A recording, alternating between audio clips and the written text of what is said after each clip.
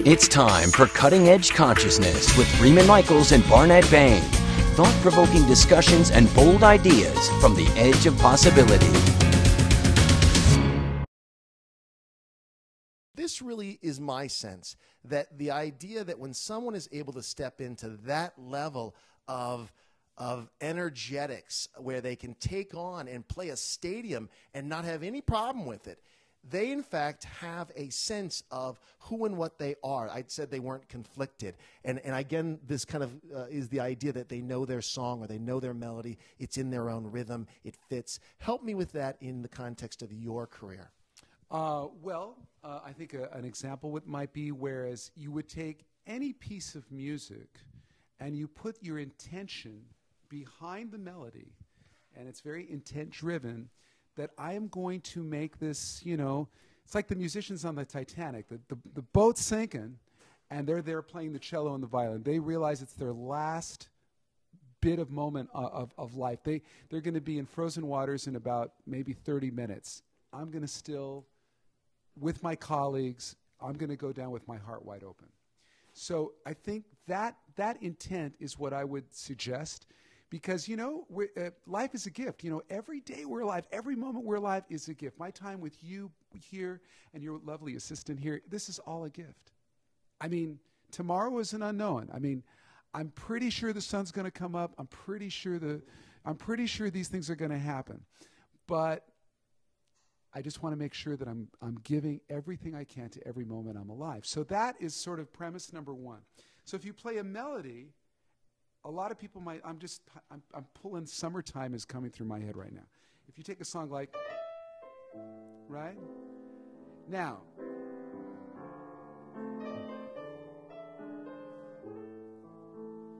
okay? Now, I have not put my full intent in that. I just played you a little taste of it. Now I'm going to put more intention in it.